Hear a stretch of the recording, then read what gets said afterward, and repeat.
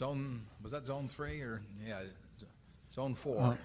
My name is Mark Hake. I'm from Scottsdale, Arizona, and I'm very interested in your policies on diversification and also how you concentrate your investments. And I've studied your annual reports going back a good number of years, and there's been years where you had a lot of stocks in your marketable equitable securities portfolio, and there was one year where you only had 3 in 1987.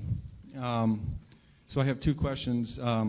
Given the number of stocks that you have in the portfolio now, what does that imply about your view of the market in terms of, is it fairly valued, that kind of idea? And second of all, it seems that whenever you take a new investment, you never take less than about 5% and never more than about 10% of the total portfolio with that new position.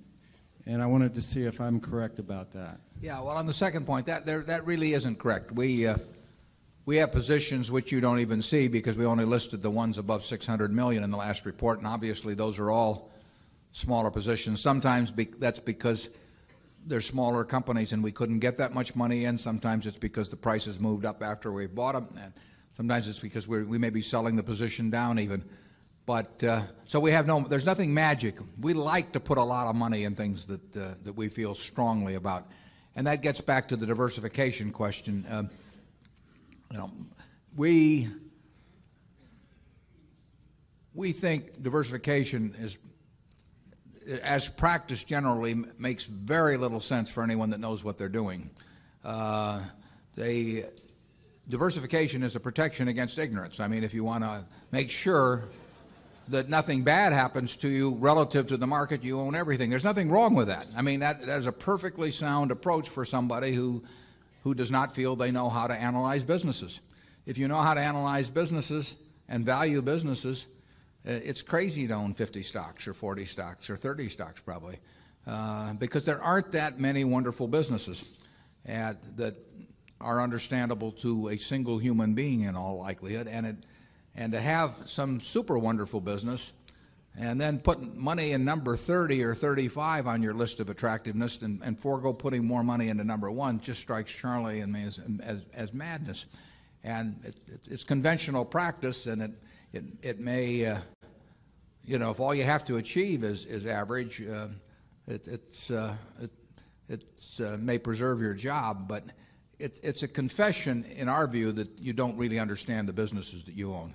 On a personal portfolio basis, I own 1 stock, but it's a business I know, and it leaves me very comfortable. So, do I need to own 28 stocks in order to have proper diversification?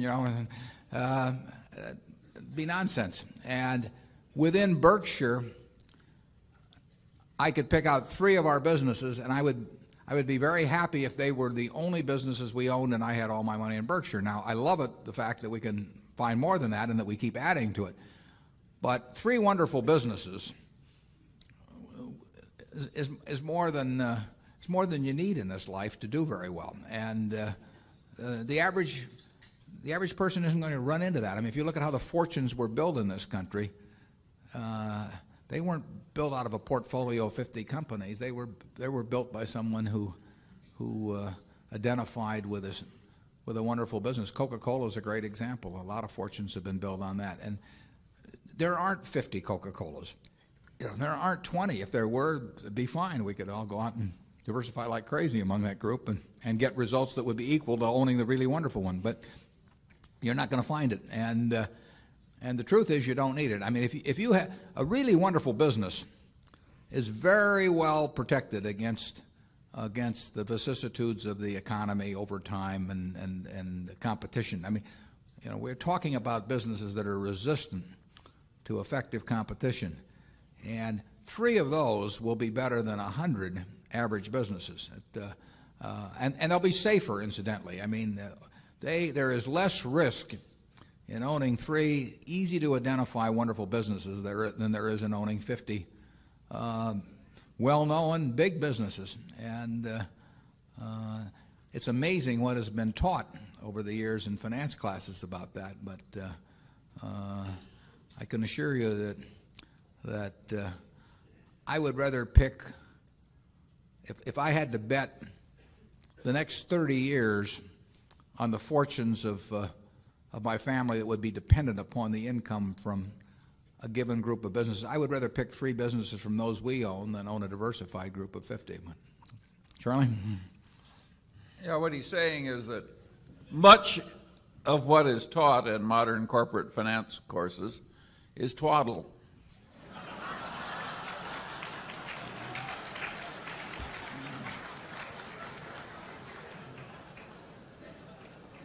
Do you want to elaborate on that, Charlie?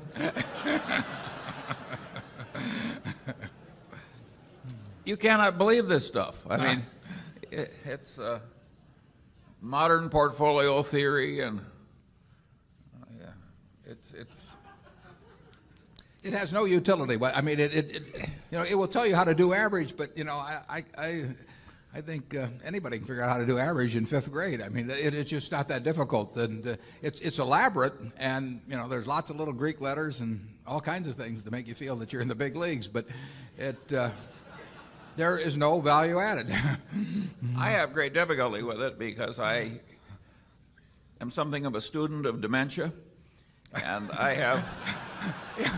We hang around a lot together. And I get ordinarily classified dementia, on some theory structure of models, but the modern portfolio theory, it involves a type of dementia I just can't even classify. No. Something very strange is going on. Yeah. If you find 3 wonderful businesses in your life, you'll get very rich, and if you understand them, bad things aren't going to happen to those 3. I mean, that's the characteristic of it. By the way, maybe that's the reason there's so much dementia. If you believe what Warren said, you could teach the whole course in about a week. Yeah.